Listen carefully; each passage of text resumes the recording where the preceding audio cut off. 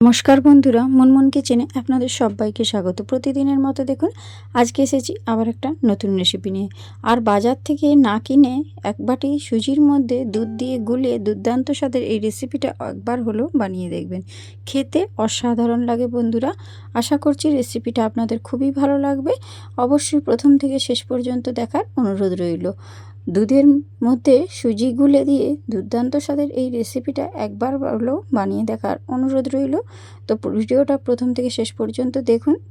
আশা করছি আপনাদের ভালো লাগবে, আর ভালো লাগলে আমার পাশে থাকবেন আর আমার চ্যানেলটা সাবস্ক্রাইব করবেন আর বন্ধুদের মধ্যে প্রচুর প্রচুর শেয়ার করে দেবেন। তো চলুন বন্ধুরা, মূল রেসিপিতে চলে যাই।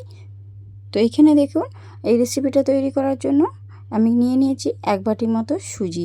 মানে ওজনের দিক থেকে দেখতে গেলে এখানে কিন্তু 100 গ্রাম মতো সুজি রয়েছে। এবারে আমি কিন্তু সরু দানার সুজিটা ব্যবহার করছি, আপনারা চাইলে যে কোনো দানার সুজিটাই নিয়ে নিতে পারেন। এবারে এই সুজির মধ্যে দিয়ে দিচ্ছি 2 চামচ মতো গুঁড়ো দুধ। গুঁড়ো দুধটাকে দিয়ে খুব ভালো করে সুজির মধ্যে এইভাবে মিশিয়ে নিতে হবে। তো এমন পর্যায়ে দেখুন আমি খুব ভালো করে গুঁড়ো দুধ আর সুজিটাকে মিশিয়ে নিয়েছি। এবারে এর মধ্যে দিয়ে দিচ্ছি সামান্য অল্প পরিমাণে চিনি। চিনিটা আপনারা বুঝে শুনে দেবেন। আপনারা যদি একটু মিষ্টি বেশি খেতে চান তাহলে চিনির পরিমাণটা বাড়িয়ে দেবেন, আর যদি একটু কম খেতে চান তাহলে একটু মিষ্টির পরিমাণটা কমিয়ে দেবেন। তো এইখানে দেখুন আমি নিয়ে নিলাম এক বাটির মতো দুধ। মানে যে বাটির মাপ করে আমি সুজি নিয়েছিলাম ঠিক সেই বাটির মাপ করেই ঠিক ততটাই আমি দুধ নিয়েছি। মানে দুধ আর সুজির মাপটা কিন্তু একেবারে সমান সমান আছে। তো এখানে দেখুন সুজি আর দুধটাকে খুব ভালো করে মিশিয়ে নিয়েছি। আর গুঁড়ো দুধের ফ্লেভারটা কিন্তু ভীষণ ভালো লাগে, আর তার জন্যই আপনাদেরকে একটা রিকোয়েস্ট যে আপনারা এখানে গুঁড়ো দুধটা একদম স্কিপ করবেন না। গুঁড়ো দুধটা দিলে এই যে আজকে রেসিপিটা তৈরি করব এটা খেতে ভীষণ সুস্বাদু হয়। একবার হলো এই রেসিপিটা বানিয়ে দেখবেন। আশা করছি আপনারা আর চড়া দামে বাজার থেকে না কিনে এইরকম বাড়িতে বানিয়ে কিন্তু খেয়ে নেবেন। আমি সব সময় চেষ্টা করি যে বাড়িতে থাকা উপকরণ দিয়ে রেসিপিগুলো আপনাদের সঙ্গে শেয়ার করতে। তো এটাকে আমি কিন্তু রেস্টে রেখে দিয়েছিলাম ঠিক 5 মিনিট মতো। এর থেকে বেশি কিন্তু রেস্টে রাখার কোনো প্রয়োজন নেই। তো 5 মিনিট পর দেখুন আমি যে দুধটা দিয়েছিলাম সমস্ত দুধটাই কিন্তু সম্পূর্ণ টেনে নিয়ে গিয়েছে, আর ব্যাটারটা কিন্তু খুব ঘন হয়ে গিয়েছে। আর এখন আমি এর মধ্যে দিয়ে দিচ্ছি গ্রেট করে রাখা একটা গাজর। মানে একটা বড় সাইজের গাজরের অর্ধেকটা আমি কিন্তু গ্রেটারে গ্রেট করে নিয়েছিলাম, সেই গাজরটা গ্রেট করা গাজরটা দিয়ে দিয়েছি। আর এখানে নিয়ে নিচ্ছি ড্রাই কোকোনাট। তো আপনারা চাইলে এমনি যে নর্মাল নারকেলের কুড়ো সেইটাও দিতে পারেন। তো আমার কাছে হাতের কাছে নারকেল কোরানোটা ছিল না, তার জন্য এই ড্রাই কোকোনাটটা ব্যবহার করছি। আপনারা চাইলে এমনি কোরানো নারকেলও দিতে পারেন। আর নারকেল কুড়ো দিলে কিন্তু এই রেসিপিটা ভীষণ সুস্বাদু হয় আর একেবারে মুখে লেগে থাকবে। তো এবারে দেখুন গাজর আর নারকেল কোড়াটা দিয়েও খুব ভালো করে এই সুজির মধ্যে মিশিয়ে নিচ্ছি। এখন ব্যাটারের ঘনত্বটা দেখুন অনেকটাই ঘন মনে হচ্ছে।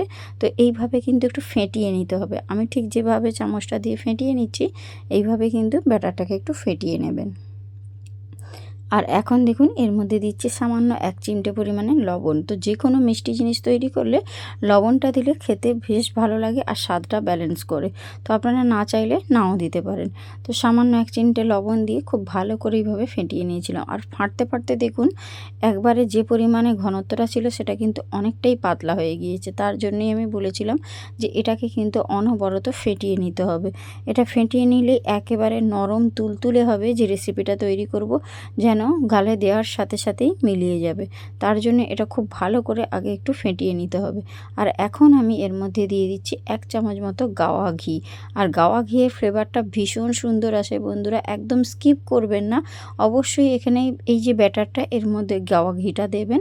গাওয়া ঘিটা দিলে কিন্তু খেতে বেশ ভালো লাগবে। আর যে রেসিপিটা তৈরি করব এই ঘিয়ের জন্য কিন্তু এই রেসিপির স্বাদটা দ্বিগুণ বেড়ে যাবে। তো অবশ্যই আপনারা ঘিটা এখানে ব্যবহার করবেন বন্ধুরা, স্কিপ করবেন না। তো এখানে ঘিটা দিয়েও খুব ভালো করে এই ব্যাটারের সঙ্গে ফেটিয়ে নিলাম। তো এই পর্যায়ে দেখুন ভালো করে এইভাবে ফেটাতে ফেটাতে দেখুন ব্যাটারটা ঠিক কীরকম পর্যায়ে তৈরি হয়েছে। খুব যে পাতলা তাও নয় আর খুব যে মোটা তাও নয়। আর গাজরটা থাকার জন্য ব্যাটারের কালারটা দেখুন একটু হলদে ভাব এসেছে। আর এখানে দেখুন আমি এই ব্যাটারের মধ্যে দিয়ে দিলাম 1 প্যাকেট ইনো। আর সেই ইনোটা দিলে আর ভীষণ ভালো হবে, আর এটা কিন্তু দ্বিগুণ ফুলে উঠবে তার জন্যই। আর ইনোটা যাতে অ্যাক্টিভ করে তার জন্য হাফ চামচ এখানে জল দিলাম, আর জলটা দিয়েও ইনোটাকে খুব ভালো করে ওই ব্যাটারের মধ্যে মিশিয়ে দিচ্ছি। তো আপনাদের কাছে যদি হাতের কাছে ইনো না থেকে থাকে তাহলে আপনারা এখানে বেকিং পাউডার আর বেকিং সোডা ব্যবহার করবেন। তো অবশ্যই এটা দেবেন, তবেই কিন্তু এটা ভীষণ নরম আর তুলতুলে হবে আর ভীষণ সুন্দরভাবে এটা ফুলবে। তার জন্যই কিন্তু এখানে অবশ্যই হয় ইনো নচেত বেকিং পাউডার বা বেকিং সোডা, যেটা হোক আপনারা দিয়ে দেবেন। তো এইভাবে দেওয়ার পর ভালো করে নাড়াচাড়া করে ব্যাটারের মধ্যে মিশিয়ে নেবেন। আর ইনোটা দেওয়ার পর এই ব্যাটারটা বেশিক্ষণ আর রাখা যাবে না, ঝটপট রেসিপিটা তৈরি করে নিতে হবে। তো এবারে দেখুন আমি এখানে একটা কেক টিন নিয়েছি, আর কেক টিনের মধ্যে সামান্য 1 চামচ তেল দিয়েছি, আর তেলটা সম্পূর্ণ কেক টিনের গায়ে কিন্তু এইভাবে ব্রাশ করে নিতে হবে। তো আপনারা চাইলে এই কেক টিনে আমি যেমন রিফাইন অয়েল দিয়েছি, চাইলে আপনারা এখানে বাটার বা ঘি যে কোনো একটা দিতে পারেন, তাতে স্বাদটা আরও হয়তো ভালো হবে। তো এখানে দেখুন আমি রিফাইন অয়েলটা খুব ভালো করে কেক টিনের গায়ে এইভাবে বুলিয়ে নিয়েছি। এবারে যে ব্যাটারটা আমি তৈরি করে রেখেছিলাম সেই ব্যাটারটা কিন্তু সম্পূর্ণটাই ওই কেক টিনের মধ্যে দিয়ে দিচ্ছি।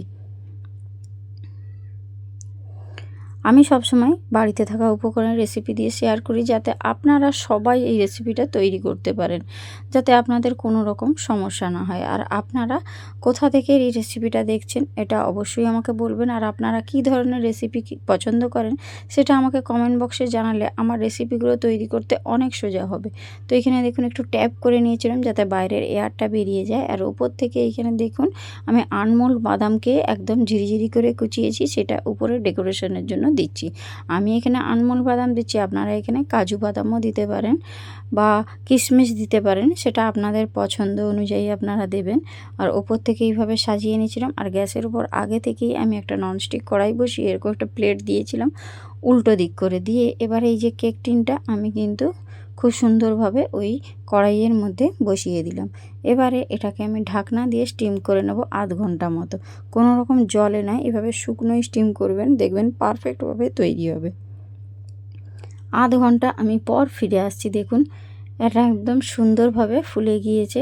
আর আমি এটা একটা টুথপিক দিয়ে দেখে নিচ্ছি, দেখুন একদম পারফেক্টভাবে রেডি হয়েছে। টুথপিকের গায়ে কিন্তু একটুও লেগেও যায়নি, জড়িয়েও যায়নি।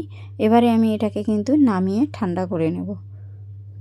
তো এটা দেখুন আমি নামিয়ে 10-15 মিনিট ঠান্ডা করে নিয়েছি। এখন দেখুন কত সুন্দর দেখতে হয়েছে এটা। হ্যাঁ বন্ধুরা, আজকে আমি ভীষণ সুন্দর একটা মিষ্টি বানিয়ে আপনাদেরকে দেখালাম, শুধুমাত্র সুজি দিয়েই আর 1 বাটি দুধ দিয়েই। দেখুন এই রকম একটা সুন্দর মিষ্টি তৈরি করে নিতে পারেন। যখনই আপনাদের মন হবে যে একটু কোনো মিষ্টি খেতে, তখন ঝটপট হাতের কাছে এরকম সুজি থেকে থাকলে আর একটু দুধ থেকে থাকলে আপনারা অবশ্যই এই রেসিপিটা তৈরি করে নিতে পারেন। আর বাজার থেকে আর মিষ্টি কিনে খাওয়ার ইচ্ছেই হবে না যদি এই রকম একটা মিষ্টি খান। তো এখানে দেখুন আমি একটা স্প্যাচুলা দিয়ে 4টা ধার এইভাবে ছাড়িয়ে দিয়েছি, যাতে এটা আমি ডিমোল্ড করতে সুবিধা হয়। তারপর এই কেক টিনের মধ্যেই কিন্তু আমি একটা সুন্দর করে নিজের পছন্দ মতো একটা চৌকো শেপ দিয়ে দিচ্ছি। আপনারা চাইলে আপনাদের পছন্দ মতো শেপটা দেবেন। আমি এখানে ছুরির সাহায্যে চৌকো শেপ করছি, তারপর কিন্তু একটা পাত্রের মধ্যে আমি কিন্তু এগুলোকে ডিমোল্ড করে নেব। তো আপনারা চাইলে আগে ডিমোল্ড করে তারপরেও পিসটা করতে পারেন, সেটা আপনাদের পছন্দ। তবে আমি কিন্তু আগেই এইভাবে পিসটা করে নিচ্ছি। আপনারা এখানে চাইলে বরফি শেপও দিতে পারেন, সেটা আপনাদের পছন্দ অনুযায়ী। তো এখানে দেখুন খুব সুন্দর করে আমি পিসগুলো তৈরি করে নিচ্ছি। প্রত্যেকটা পিস কিন্তু পারফেক্টভাবে এই কেক টিন থেকে ডিমোল্ড হবে। আপনারা অবশ্যই সঙ্গে থাকুন আর দেখতে থাকুন। আর খেতে তো এত সুস্বাদু হয় যে এটা আপনাদেরকে বলে বোঝাতে পারবো না। আপনারা একবার অবশ্যই ট্রাই করবেন, তারপর আমাকে কমেন্ট বক্সে কমেন্ট করবেন। দেখুন এগুলো দেখতে কত সুন্দর হয়েছে। আমি কিন্তু একটা প্লেটের মধ্যে সার্ভ করেছি, আর প্লেটের মধ্যে কিন্তু কেক টিনটা উল্টি দিয়ে এভাবে কিন্তু বের করে নিয়েছি। দেখুন কত সুন্দর হয়েছে, প্রত্যেকটা পিস কিন্তু পারফেক্টভাবে রেডি হয়েছে। এবারে আপনি কিন্তু এগুলোকে 2-3 দিন পর্যন্ত স্টোর করে রেখেও খেতে পারেন, আর খেতে ভীষণ সুস্বাদু হয়। তো দেখুন বন্ধুরা, দেখতে কতটা লোভনীয় হয়েছে এই মিষ্টিটা। বাড়িতে থাকা কিছু সামান্য উপকরণ দিয়ে ঝটপট এরকম মিষ্টি বানিয়ে ফেলুন, খেতে ভীষণ ভালো লাগে। আমি একটু কেটে আপনাদেরকে ভিতরটা দেখিয়ে দিচ্ছি। তো রেসিপি কেমন লাগলো অবশ্যই আমাকে জানাবেন কমেন্ট বক্সে। আপনাদের একটা কমেন্ট আমাকে কিন্তু ভিডিও বানাতে বানাতে উৎসাহ করে। তো আশা করছি আপনারা অবশ্যই কমেন্ট করে আমাকে বলবেন, আর আপনারা কীরকম ধরনের রেসিপি পছন্দ করে সেটা অবশ্যই আমাকে কমেন্ট বক্সে জানিয়ে যাবেন, তাহলে আমার রেসিপিগুলো তৈরি করতে খুব সুবিধে হয়। তো দেখুন বন্ধুরা, একটু কেটে আমি ভেতরটা দেখিয়ে দিচ্ছি, দেখুন কতটা স্পঞ্জি হয়েছে, একদম নরম তুলোর মতো। তো আজকের মতো আসি বন্ধুরা, টাটা বাই বাই।